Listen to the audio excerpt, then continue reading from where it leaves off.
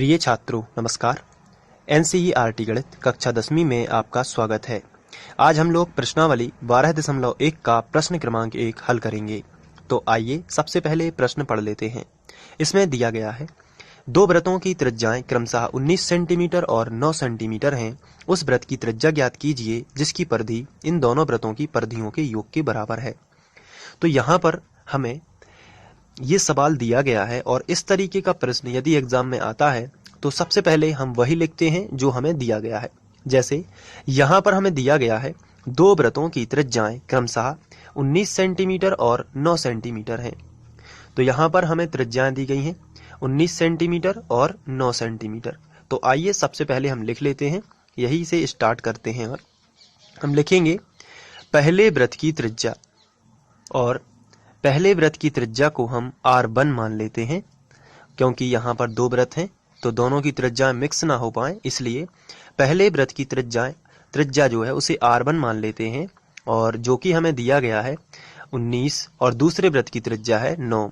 तो पहले वृत्त की त्रिज्या आपको लिखना है 19 सेंटीमीटर इस तरीके से, और दूसरे वृत्त की त्रिज्या आपको लिखना है दूसरे वृत्त की त्रिज्या, और ये हो जाएगी r2। इसे हम क्या मानेंगे r2, और ये है 9 सेंटीमीटर।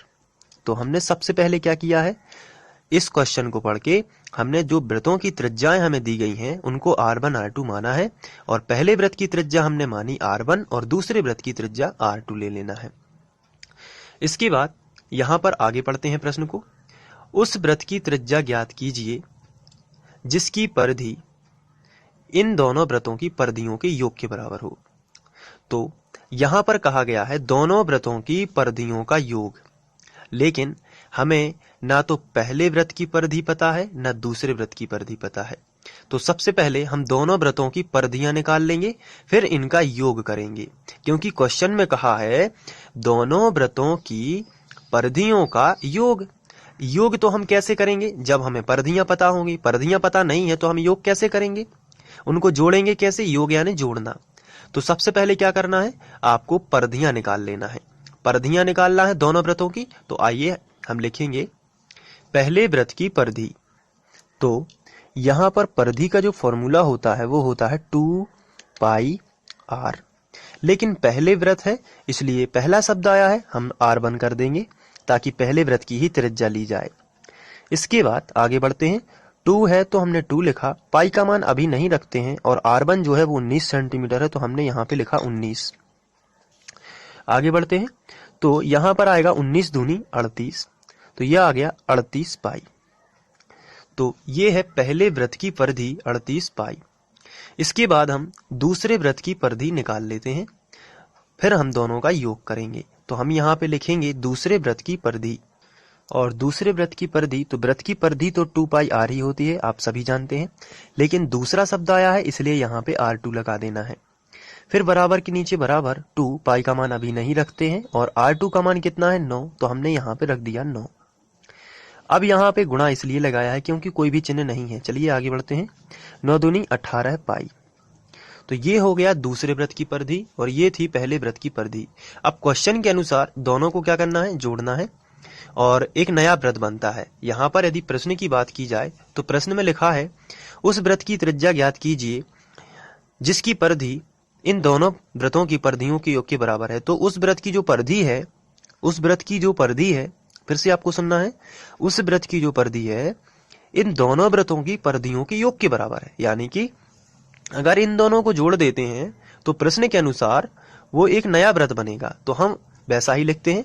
सबसे पहले हम लिखेंगे प्रश्नानुसार, और इसके बाद जो नए वृत्त की परिधि है तो हम यहाँ पे लिखेंगे नए वृत्त की परिधि, नए वृत्त की परिधि बराबर होगी पहले वृत्त की परिधि प्लस दूसरे वृत्त की परिधि। चलिए आगे बढ़ते हैं। तो नए वृत्त की परिधि हमें पता नहीं है, तो इसके लिए हम इसका फॉर्मूला बस लगा देते हैं 2 पाई r। इसमें हम r1 r2 नहीं लगाएंगे, केवल r ही लिखेंगे, और ये r1 r2 से ही है। पहले वृत्त की परिधि हमने जो निकाली थी वो है 38 पाई। आप देख सकते हैं पहले वृत्त की परिधि थी 38 पाई, तो हम यहाँ पे लिखेंगे 38 पाई। तो लिख देते हैं 38 पाई प्लस दूसरे वृत्त की परिधि है वो है 18 पाई, तो हमने लिखा 18 पाई।